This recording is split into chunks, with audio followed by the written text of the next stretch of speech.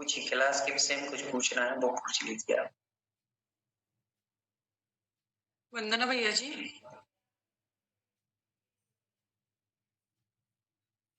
पूछिए। भैया जी कल आपने बताया था एक इंद्रिय को ग्रहण करने से मांसाहार का दोष लगता है क्या? तो उसका रीजन थोड़ा और एक बार बताएंगे तो क्लियर हो जाएगा। अभी वो अपन ने कल तो संक्षिप्त में बताया था, आ जाए उसका वर्णन आएगा अभी नामकरण को जब पढ़ेंगे। प्रारंभ करते हैं अपन लोग आज नामकरण। तो कल अपन लोगों ने ये तो समझ ही लिया था कि नामकरण किसे कहते हैं। नाना मिनोतीति नाम, जो जीव या क्रियंज को नाना प्रकार का बनाता है उसको अपन लोग नामकरण कहते हैं। नाना प्रकार से समझ गए ना आप लोग। किसी को छोटा मतलब छोटा यानी किसी को काला बना दिया, किसी को मोटा बना दिया, किसी को पतला बना दिया, किसी की नाक टेढ़ी, किसी की नाक लंबी, किसी के कान बड़े, किसी के मुंह टेढ़ा। ये सारा नाना प्रकार के जो चित्र विचित्रताएं हैं ये सब नामकरण करता है।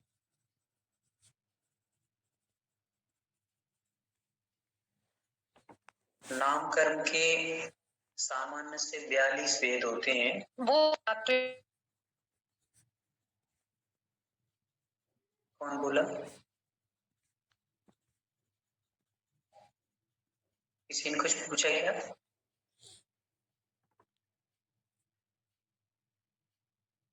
नहीं पूछा। प्रीति दीदी आप कुछ पूछ रही हैं क्या? आवाज नहीं आ रही आपकी। किसी को आ रही हो तो बता दें मुझे, दीदी क्या बोलना चाह रही है। आवाज नहीं आ रही प्रीति दीदी आपकी, शायद नेटवर्क में आप नहीं है या फिर मैं नहीं पता। चलिए, आवाज नहीं आ रही दीदी आपकी। नामकरण को समझते हैं अपन लोग आज। तो नाना मिनोती तिथि नामो, जो चित्र विचित्र का बनाता है या नाना प्रकार का बनाता है जीव त्रियंश को, उसको अपन नामकरण कहते हैं। अपन लोगों ने इसका उदाहरण भी समझ लिया था। जैसे चित्रकार जो रहता है, चित्रकार नाना प्रकार के चित्र बनाता है। कोई काला पीला लाल गुलाबी, किसी को पतला, किसी को मोटा, किसी को काला, किसी को गोरा, किसी को छोटा, किसी को बड़ा, ये सारी चीज। तो नामकरण का पहला वेद है गति। पहला वेद क्या है? गति।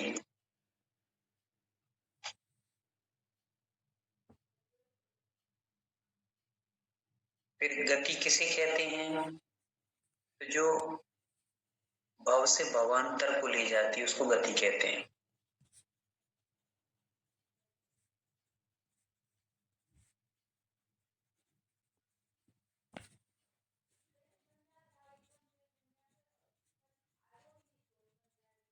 देख लिया? जो भव से भवांतर को ले जाती है उसको गति कहते हैं। इसको कैसे समझेंगे कि भव से भवांतर ले जाती है? तो भव से भवांतर ले जाने का अर्थ है जो एक भव से दूसरे भव में ले जाने का काम करती है। समझ में आ गया? उदाहरण यदि हम लोग लिखना चाहें तो जैसे मान के चलिए कि हमारे पास कोई वाहन है, कोई बस है, कोई गाड़ी है, कोई कार है, कोई रिक्शा है, कोई ट्रेन है, कोई प्लेन है। ये सारी चीजें क्या करती हैं? हमें एक नगर से दूसरे नगर में या एक स्थान से दूसरे स्थान तक ले जाती हैं और ले जाकर वहां पर छोड़ देती हैं। ठीक है? वैसे ही गति हमें एक स्थान से मतलब एक भाव से दूसरे भाव में ले जाकर के छोड़ देती है। तो बस जैसा काम है इसका। जैसे यदि हम लोग जब कभी मृत्यु को प्राप्त कोई जीव होता है तो मनुष्य गति से अब उसको मान लो त्रियंच में जाना है या देव में जाना है तो कौन ले जाएगा? गति ले जाएगी। गति मात्र ले जाने का काम करती है। ठीक है? जो गति हमने बांध रखी है उस गति में वो ले जाकर आपको छोड़ देगी। फिर आगे का काम आप आयु के बल पे करेंगे। वहां पर रुकना, कितना दिन रुकना है तो वो आयु रोक कर रखेगी। गति ले जाती है और आयु रोक कर रखता है। चलिए आगे समझ में। फिर 4 प्रकार की गति होती है, नरक गति, तिर्यंच गति, मनुष्य गति, देव गति, 4 गतियां हैं। तो मनुष्य गति किसे कहते हैं, कौन बताएगा?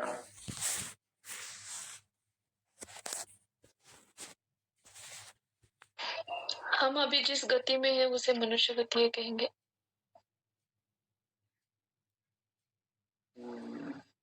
आवाज नहीं आ रही, किसकी आवाज नहीं आ रही है? किरण दीदी आपको आवाज नहीं आ रही क्या? बहुत कम आ रही है भैया जी, कम आ रही, कम। और किस किस को कम आ रही है?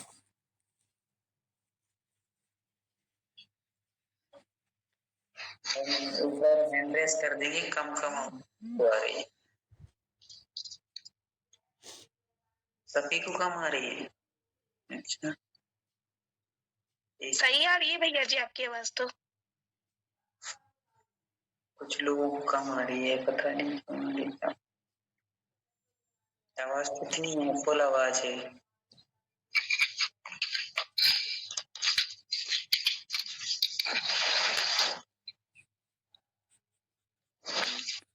म्यूट कर लीजिए कौन है मेरी दीदी? चंबा भैया म्यूट कर लीजिए।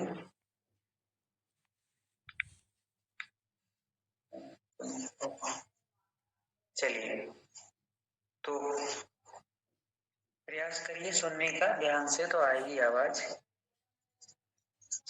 कोमल भैया कुछ पूछना चाह रहे हैं आप?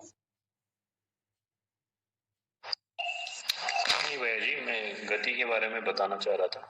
हाँ बताइए। वंदना भैया जी, जो चीज जीव को किसी भी आयु से मनुष्य आयु में लेके आती है उसको मनुष्य गति कहते हैं।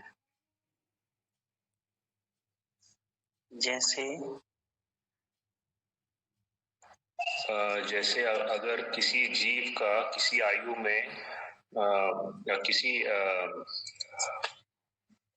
किसी भाव में आयु खत्म होने जा रही है और वहां से उसकी मृत्यु होने के बाद अगर उस जीव को मनुष्य के भाव में आना है तो उस जीव को मनुष्य भाव में लेके आने को मनुष्य गति कहते हैं। शायद। बहुत सुंदर, बहुत अच्छा, बहुत अच्छा। जब भी मान लीजिए हमें मनुष्य गति, अभी हम मनुष्य गति में है पर गति लाने का काम करती है, अपन मनुष्य आयु में है, तो जब हम मान लीजिए किसी और गति में थे, वहां से हम जब आए थे तो वो मनुष्य गति के आधार पर आए थे। तो इसको अपन लोग ऐसा लिख लेंगे, इसकी परिभाषा जब भी लिखेंगे तो जिस कर्म के निमित्त से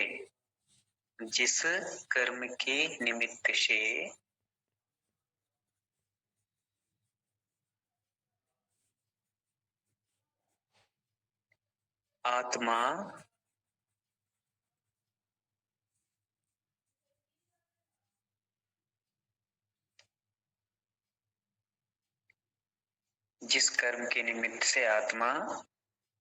मनुष्य भव को प्राप्त होता है,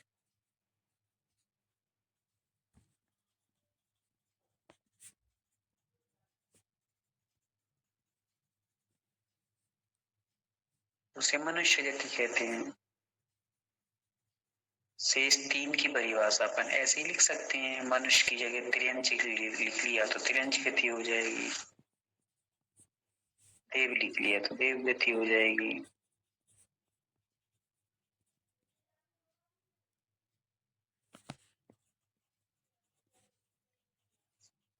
चलिए अनुप्रिय दीदी बताइए, तिर्यंच गति किसे कहेंगे? जिस कर्म के निमित्त से आत्मा तिर्यंच भव को प्राप्त होता है उसे तिर्यंच गति कहेंगे। और दूसरे शब्दों में अगर हम कहते हैं तो जिस नाम कर्म के उदय से जो हमें गति प्राप्त होती है। हाँ, जो गति मतलब अभी मनुष्य प्राप्त हुई तो मनुष्य गति, तिर्यंच हुई तो तिर्यंच गति। तो इस प्रकार से सारे अपन को लगा लेना है, ये एकदम सटीक परिभाषा हो जाती है। तो जब भी हम लोग गति की संक्षेप में सरल परिभाषा बच्चों को भी हम लोग बताना चाहें तो बच्चे भी इस परिभाषा को समझ सकते हैं। गति किसे कहते हैं, यदि हम एग्जाम्पल देकर किसी को अच्छे से समझाना चाहें छोटे से बच्चे को, तो शीतल दीदी कैसे समझाएंगे? क्या भैया जी? बच्चों को हम लोग गति की परिभाषा बताएंगे तो कैसे एग्जाम्पल देके बताएंगे? जो एक गति से दूसरी गति में ले जाए या एक भव्य से दूसरे भव्यांतर तक ले जाए, उसे गति कहते हैं। जैसे बस है, बस से अपन मतलब नीमच से कहीं और चले गए तो वो वहां ले जाकर अपने को छोड़ देती है, वैसे ही गति यहाँ से ले जाकर कहीं और छोड़ देती है, उसे गति कहते हैं। बहुत सुंदर। तो पहले हम उदाहरण के तौर पे समझा सकते हैं कि जैसे कोई भी वाहन हमारे पास है, उस वाहन से हम लोग यहाँ से वहां जाते हैं। मान लीजिए हमें शिखर जाना है, मान लीजिए हमें गिरनार जी जाना है, कुंडलपुर जाना है, तो कैसे जाएंगे? गाड़ी में जाएंगे। तो गाड़ी हमें अपने स्थान से सम्य शिखर जग तक पहुंचाएगी। फिर क्या करेगी वो गाड़ी में? हमेशा ही थोड़ी ना बैठी रहेंगे, फिर छोड़ना पड़ेगा। तो वैसे ही जो हमें एक स्थान से दूसरे स्थान या एक भाव से दूसरे भाव में ले जाए या एक गति से दूसरी ले जाए, उसको गति कहते हैं। कहीं कहीं आपको ऐसा भी मिल सकता है कि जो गति से गत्यांतर ले जाए उसको गति कहते हैं, या ऐसा भी मिल सकता है कि जो भाव से भावांतर ले जाए। तो दोनों परिभाषा एक ही है। गति से गत्यांतर मतलब एक गति से दूसरी गति में ले जाए या एक भाव से दूसरे भाव में ले जाए, उसको गति कहते हैं। फिर अब किसी ने पूछा कि मनुष्य गति किसे कहते हैं, तो जिस कर्म के निमित्त से आत्मा मनुष्य भाव को प्राप्त कर ले उसे मनुष्य गति कहते हैं। तिर्यंच गति किसे कहते हैं, तो जिस कर्म के निमित्त से आत्मा तिर्यंच भाव को प्राप्त कर ले। ऐसे ही मनुष्य में, ऐसे ही तिर्यंच में, ऐसे ही देवों में और इसी प्रकार नरक में, सब में लगा लेना, अलग से बताने की जरूरत नहीं। समझ में आ गया हो तो थम्स अप करेंगे, नहीं आया होगा तो उल्टा करेंगे।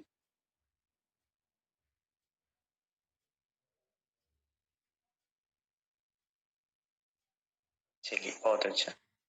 अब अपन अगली समझते हैं। तो इस प्रकार से गति के कितने भेद होगा? 4। ये लिख के रखना। नाम कर्म में सबसे पहला भेद किसका? गति का। तो गति के 4 भेद हो गए, तो नाम कर्म के भी 4 काउंट हुए। फिर आती अगला, गति के बाद दूसरा भेद है जाति। कौन सा भेद है? जाति।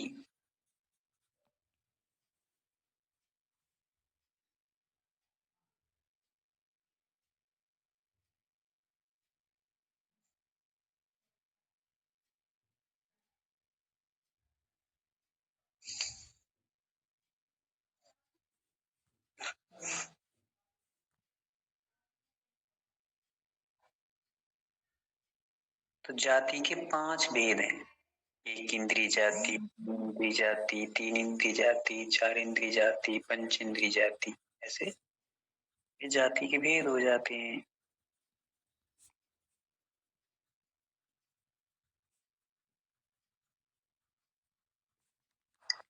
भैया जी वंदना, जाति का डेफिनेशन बताएंगे? बता रहे हैं।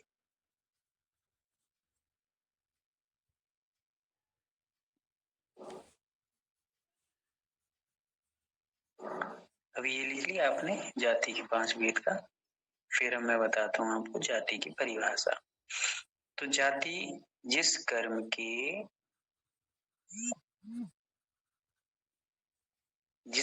के उदय से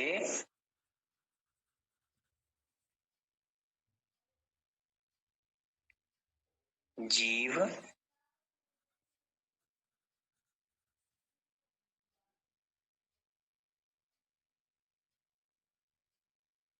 भिन्न भिन्न होने पर भी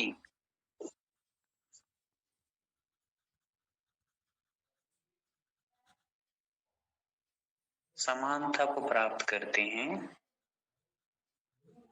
उसे जाति कहते हैं।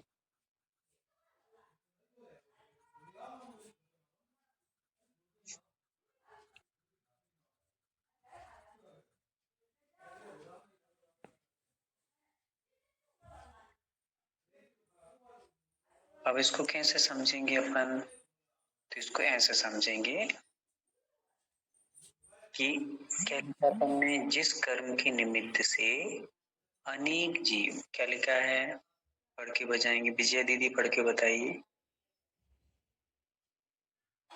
भैया जी, वंदना भैया जी। हाँ दीदी। यानी जाति 5 होती है, एकेंद्रिय, द्विंद्रिय, त्रिंद्रिय, चतुरेंद्रिय और पंचेंद्रिय। जिस कर्म के उदय से जीव भिन्न भिन्न होने पर भी समानता को प्राप्त करता है, उसे जाति कहते हैं। हाँ, ऐसे भी कह सकते हैं क्या भैया जी आप? हम जिस कर्म के उदय से जीव इंद्रिया प्राप्त करते हैं। नहीं नहीं, इंद्रियां प्राप्त नहीं करते, इंद्रिय तो अलग हो जाएगा। हाँ वंदना भैया। हाँ दीदी, इसमें अपन अर्थ को कैसे समझेंगे? अब देखिए, परिभाषा को समझने का कैसे समझेंगे? अपन ने पहले देखा कि जिस कर्म के निमित्त से जीव भिन्न भिन्न होने पर, भिन्न भिन्न मतलब एक इंद्रिय अलग है, दो इंद्रिय अलग है, तीन इंद्रिय अलग है, चार इंद्रिय अलग है कि नहीं है? भिन्न भिन्न, आया ना है? तो एक भिन्न भिन्न होने पर भी समानता को प्राप्त होता है। समानता को मतलब सब जीव ही कहलाएंगे। समझ में आया? हम लोग जैसे बैठे हैं तो आप, कोई गोरा है, कोई काला है, कोई पतला है, कोई मोटा, अपन सब में अलग अलग अलग हैं सभी, फिर भी हैं कौन? जीव ही हैं। क्या जीव हैं?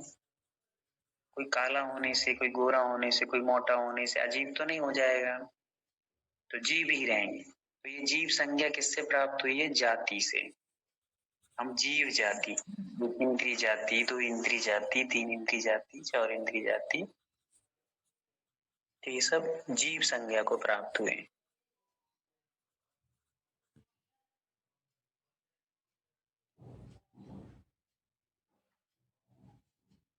चलिए, तो कितनी हो गई अब?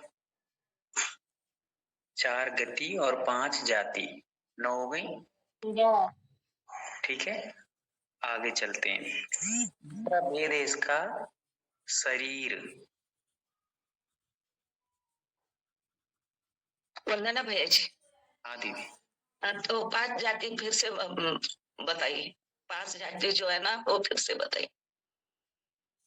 एक इंद्रिय जाति, दो इंद्रिय जाति, तीन इंद्रिय जाति, चार इंद्रिय जाति, पंच इंद्रिय जाति। जो जीव होते हैं ना, एक इंद्रिय, दो इंद्रिय, तीन इंद्रिय, उसमें जाति शब्द और जोड़ दीजिए, बस हो गया।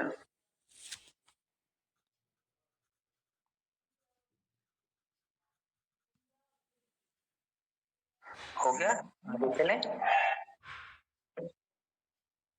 अगला अपना है शरीर नाम कर्म। कौन सा कर्म? शरीर नाम कर्म।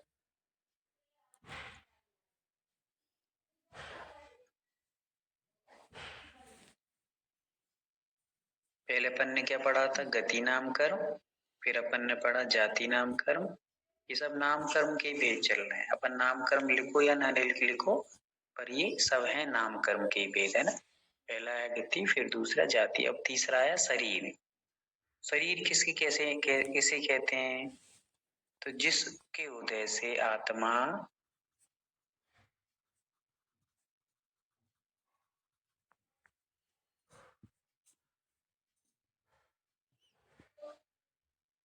जिसके उदय से आत्मा शरीर की रचना करता है।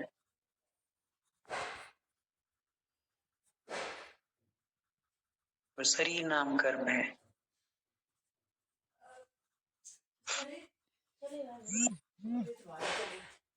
हो गया, कोई कठिन तो नहीं है? जिसके उदय से आत्मा शरीर की रचना करता है। अपन ने जो पूरे शरीर की रचना हुई है, वो शरीर नाम कर्म के उदय से हुई है। फिर अपन को ये पंच इंद्रिय, तीन इंद्रिय, ये संज्ञा किससे प्राप्त हुई है? जाति से प्राप्त हुई है। फिर अपन गति में आए हैं, तो किसके निमित्त से आए? गति नाम कर्म के निमित्त से आए हैं। शरीर कितने प्रकार के होते हैं? तो शरीर 5 प्रकार के होते हैं।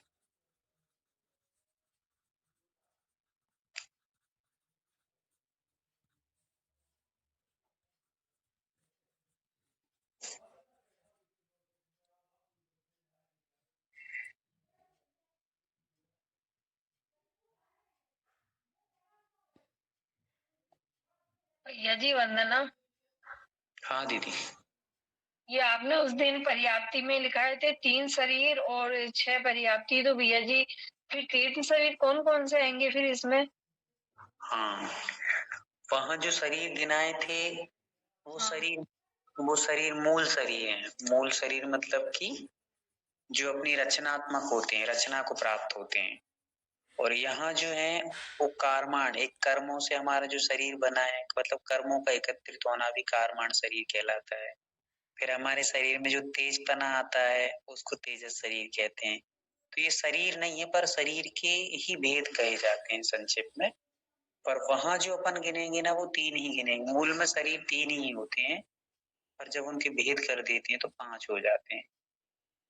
अपन वहां 3 ही गिनेंगे, पर यहाँ पर शरीर के भेद किए जाएंगे ना, सब भेद बताए जाएंगे नाम कर्म के। तो भैया जी 3 कौन से गिनेंगे फिर? बता रहे हैं, लिख पाओ। अच्छा, ओके। हाँ, 5 के नाम बता रहे हैं हम अभी। तो पहला है औदारिक शरीर। औदारिक, औदारिक।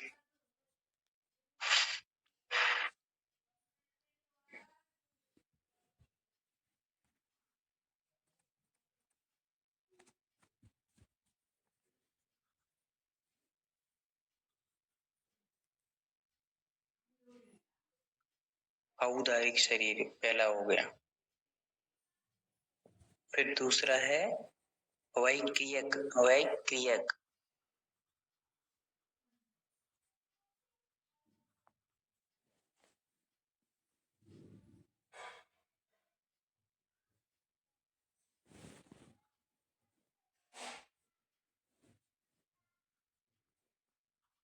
देखते जाएंगे, मैंने मैसेज में ही भेजे हैं आपको, यदि लिखने में दिक्कत हो रही हो तो।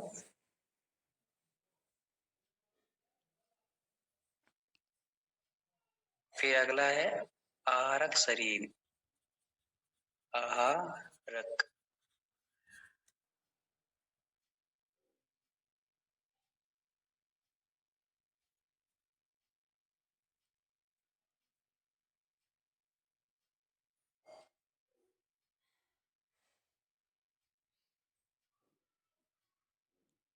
ओके।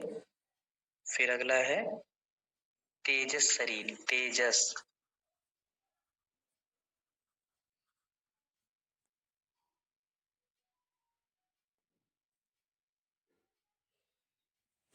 और अगला है कारमान शरीर। कारमान,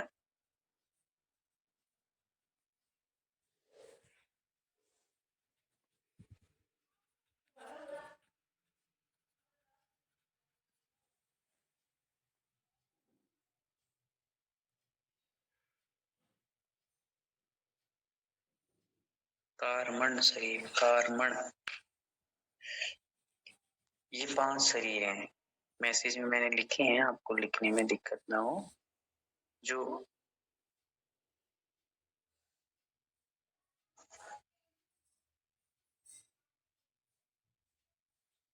जो वैक्रिक होता क्या माँ होता है वो कारमन का कारमाण, हणा हणा, माँ चाहिए। मैंने माँ चाहिए तो माँ चाहिए। माँ कारमाण, कारमण। कारमाण भी आता है, कारमण एक ही बात। कारमाण, कुछ और लिख दिया क्या मैंने? अपने कारमन लिखा है, कारमान चाहिए क्या, ऐसा मैं पूछ रहा हूँ। दोनों चीज एक ही चीज है। कारमाण भी लिख सकते, कारमण भी लिख सकते, एक ही चीज है। ओके जी। कारमण शरीर, ये 5 शरीर होते हैं। ठीक है, तो अपन ने शरीर की परिभाषा क्या लिखी? प्रेरणा दीदी, शरीर की परिभाषा क्या है?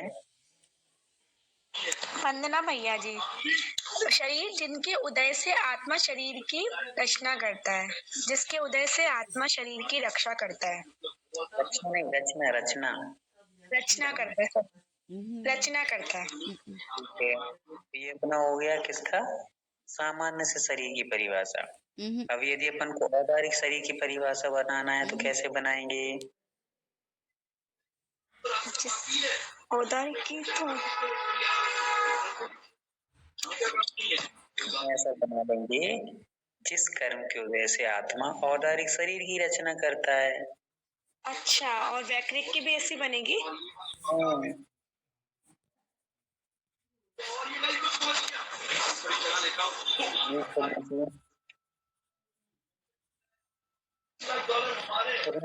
कर लीजिए। हाँ भैया। चलिए, तो समझ में आ गया सबको? किसी को समझ नहीं आ रहा हो तो बता सकते हैं, अपन धीरे धीरे चलेंगे, कोई भगा दौड़ नहीं करना है। नाम कर्म के थोड़े से भेद हैं जिससे हमारा पूरा शरीर विज्ञान समझ में आएगा कि कैसे क्या क्या चीज की रचना होती है, किससे किस चीज की रचना होती है। गति से हमने गति प्राप्त कर ली सबसे पहले, फिर हमें जाति से संज्ञा प्राप्त हुई कि हमें पंच इंद्रिय जाति के हैं हम, ठीक है। फिर उसके बाद से हमें शरीर मिला, तो कौन सा शरीर है हमारा? चंदा दीदी, हमारा अपना शरीर कौन सा है मनुष्यों का? भैया जी ये मनुष्यों का और त्रियंशों का औदारिक शरीर रहता है। हाँ, बहुत सुंदर, म्यूट कर लीजिए। कोमल भैया समझ में आ रहा है? क्या नहीं समझ में आ रहा है बताइए। भैया औदारिक के साथ तेजस और कार्बन शरीर भी रहते हैं ना मनुष्यों की? हाँ, यही समझ में नहीं आ रहा था। क्या चीज नहीं आ रहा समझ में? मनुष्य और तिरंज औदारिक शरीर के होते हैं, ये कैसे? हाँ देखिए, समझिए, आपने ये तो समझ लिया शरीर किसे कहते हैं, आ गए समझ में? ठीक है। अपनी जो आत्मा है, जिस कर्म के उदय से शरीर की रचना करता है उसे शरीर कहते हैं, शरीर नाम कर्म कहते हैं। तो अब हमने 5 शरीर लिए, पहला औदारिक, दूसरा वैक्रिक, तीसरा आहारक, फिर तेजस और कार्माण। अब हम कैसे समझें कि हमारा औदारिक शरीर है? तो इसके लिए हम लोग एक छोटी सी एक परिभाषा और समझ लेते हैं कि जिसमें मनुष्य और त्रियंजक के स्थूल शरीर को औदारिक शरीर कहते हैं। एक मिनट आप कर लीजिए, कौन बोल रहा है? वंदना भैया जी, एक इंद्रिय जाति, 2 इंद्रिय जाति, इसको कैसे समझाए? नहीं हमने समझ पाया। इसको समझा लें, अभी थोड़ा म्यूट कर लीजिए। किसका म्यूट हो रहा है? आवाज किसकी चल रही?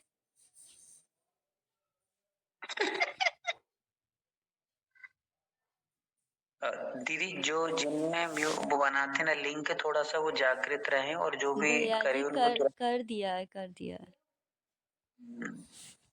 पूरे से कर दिया करो। हम ऊपर एक और सिस्टम रहता है, उसमें पूरे से भी हो जाते हैं फिर। चलिए, तो क्या बता रहे थे? हाँ, कैसे समझ सकते हैं औदारिक शरीर को? तो जिसमें मांस, हड्डी, पीव आदि पाई जाती, मांस, हड्डी, पीव आदि सप्त धातु पाई जाती है, उसे हम लोग औदारिक शरीर कहते हैं। लिखना नहीं, अभी पहले समझ लो, फिर लिखने में कोई दिक्कत नहीं होगी।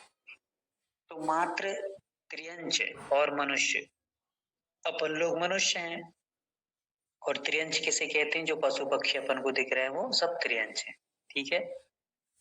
तो ये त्रियंच और मनुष्यों के शरीरों में क्या है? हड्डियां भी हैं, मांस भी है, पीव है, मज्जा है, रक्त है, ये सारी सात धातु होती, वीर है, कप है। तो जिसमें 7 धातु पाई जाती है उसे हम औदारिक शरीर कहते हैं, राइट? आ गए समझ में? बस, तो इससे समझ लीजिए कि मनुष्यों का शरीर कौन सा है? तो औदारिक है। औदारिक मतलब जिसमें मांस, हड्डी, पीव आदि सप्त धातु पाई जाती है। फिर देव और नारकियों का शरीर होता है वैक्रियक शरीर।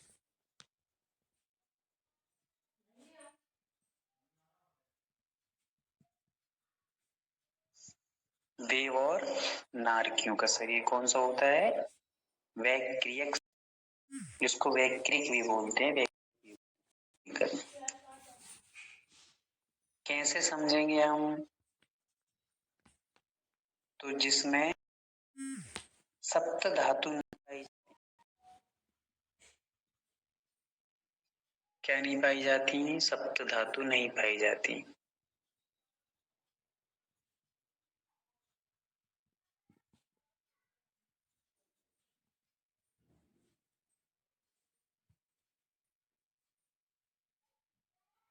और जिसमें छोटे बड़े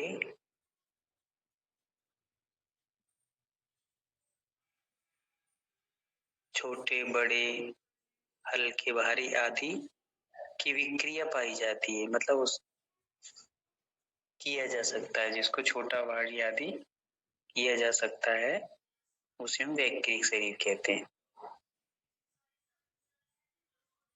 पहले लिख लीजिए, फिर अपन समझ लेते हैं इसको अच्छे से।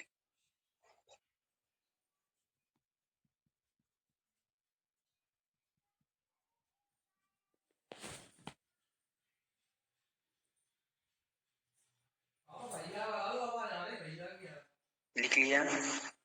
समझिए ध्यान से। मनुष्य और त्रियंचों में 7 धातु हो गई, स्पष्ट दिखाई दे रही है, हड्डी दिख रही है, मांस दिख रहा है, पीप दिख रहा है, सारी चीजें हैं, मल मूत्र अपने अंदर है। किंतु देवों में मल मूत्र आदि, खून, मांस, पीप आदि नहीं पाए जाते। उनका शरीर विक्रियक शरीर का क्या होता है? जो विक्रिया करते हैं। विक्रिया मतलब वो चाहे तो अपने शरीर से अनेक शरीर बना सकते हैं। क्या बना सकते हैं? अपने शरीर से अनेक शरीर बना सकते हैं। कौन? देव। तो एक चीज और हमें यहाँ पर समझना है, फिर अपन को लिखना है बाद में, कि देवों के पास पृथक विक्रिया होती है और नारकियों के पास अपृथक विक्रिया होती है। मतलब देवों के शरीर में ऐसा पावर होता है, ऐसा शक्ति होती है कि वे एक शरीर से अनेक शरीर बना सकते हैं। कितने शरीर? एक से अनेक शरीर बना सकती है। उनके शरीर में ही ऐसा वो मिलता है, उनको सामर्थ्य मिलता है। जैसे मान लीजिए कि हमने पढ़ा था 170 तीर्थंकर होते हैं। पढ़ा था कि नहीं पढ़ा था? याद है? 170 तीर्थंकर होते हैं विदेश क्षेत्र में, जम्बूद्वीप में, धातकी खंड में, पुष्करार्थ में, सब में मिलाकर 170 कर्म भूमियां हैं और 170 कर्म भूमियों में 170 तीर्थंकर हो सकते हैं। अब मान लीजिए कि एक साथ 10-15 जगह पर तीर्थंकरों ने जन्म ले लिया, तब वो सौधर्मेंद्र को तो सब जगह जाना पड़ेगा, क्योंकि वही भगवान को गर्भ कल्याणक महोत्सव मनाने, जन्म कल्याणक महोत्सव मनाने, भगवान का अभिषेक करने के लिए ले जाता है। तब एक सौधर्मेंद्र और 10-15 तीर्थंकरों ने एक साथ जन्म ले लिया, आदि आदि हो रहा है, तब कैसे जाएगा वो? तो एक समय में वो अनेक रूप बना करके, अपने शरीर बना करके जा सकता है। ठीक है? तो ऐसे समझ लेना चाहिए। पर इसका जो मूल शरीर होता है देवों का, मूल शरीर मतलब जो जन्म से मिला है, वो शरीर इनका हमेशा अपने भवनों में ही रहता है, कहीं जाता नहीं है। मैन जो मुख्य शरीर मिला था प्रारंभ से, वो शरीर कहाँ रहता है? भवनों में ही रहता है। और वहां की इनका अन्य अन्य विक्रिया बनाकर ये यहाँ वहां जाते रहते। ठीक है? समझ में आ गया? इसीलिए इनको कहते हैं। वंदना भैया जी, हाँ दीदी। उसका जन्म कैसा होता है? जन्म कैसे होता है? बहुत अच्छा, म्यूट करिए दीदी। हाँ। जन्म ऐसा होता है, देवों का जन्म और नारकियों का जन्म समझ लेते हैं, पूछ लिया है तो।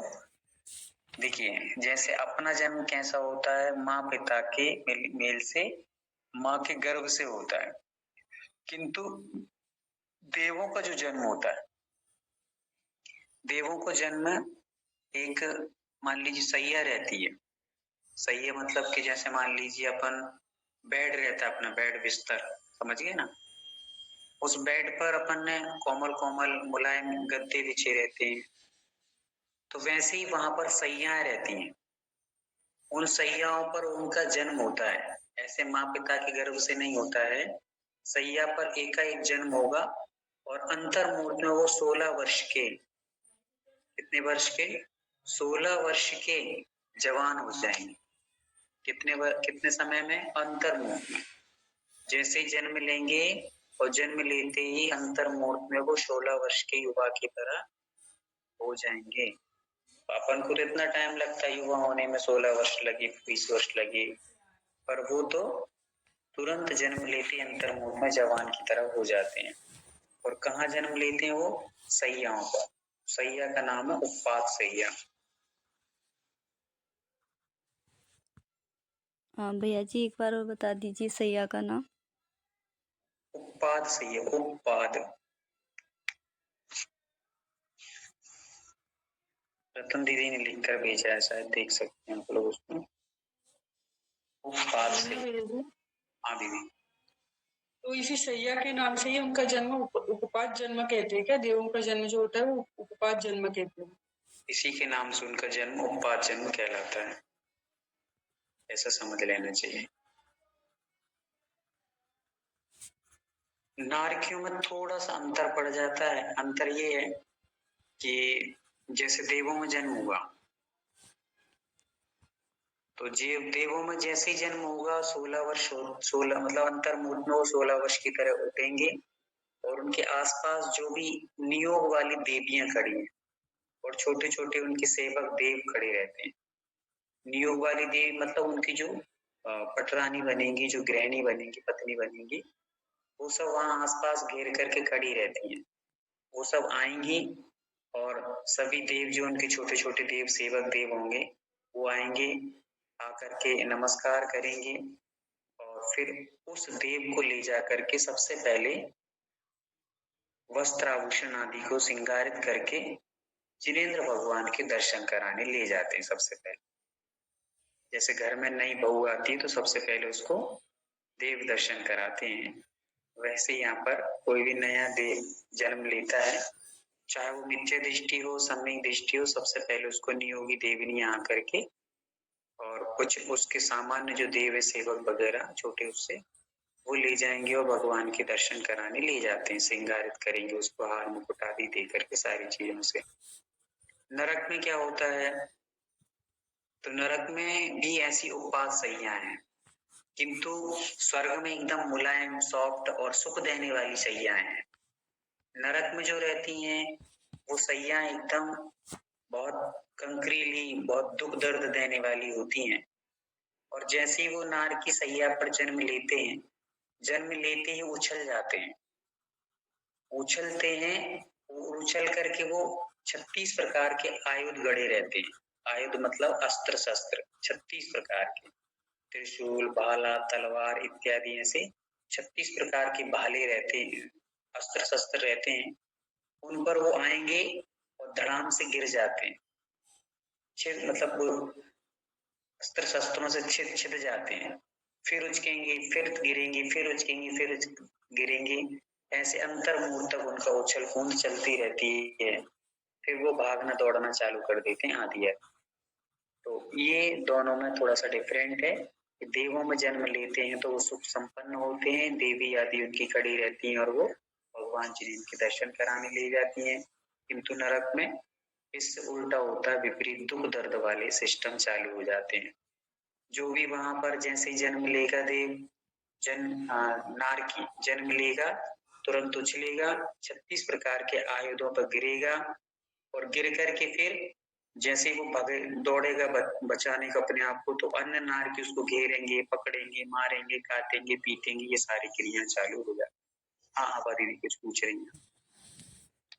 भैया जी मेरे कोई आ गया था तो मैंने इसके बाद नहीं लिखा, ओदारी की लिखा, बस ओदारी आप बताए ना, ये एक बार फिर से मेरे को कोई आ गया था 10 मिनट तो बात करने। तो औदारिक की बस परिभाषा लिखी, उसके बाद क्या बताया वो 1 मिनट चल रहा है। औदारिक के बाद वैक्रिक शरीर का चल रहा है दीदी। औदारिक के बाद बताया कि जो सप्त धातुओं से सहित होती है उसको भी औदारिक शरीर कहते हैं। जिसमें रक्त, पीप, मज्जा, वीर्य आदि भी पाए जाते हैं, उसको सप्त धातुपूर्ण जो शरीर होता है उसको औदारिक शरीर कहते हैं। और जो औदारिक मतलब सप्त धातु से रहित है और जो विक्रिया से सहित होता है, विक्रिया मतलब जिसमें छोटा बड़ा कर सकते हैं, जिसको उसको हम वैक्रिक शरीर कहते हैं।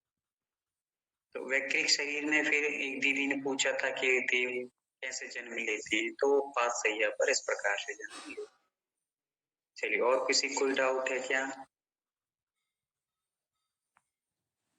नहीं, आगे चले। वंदना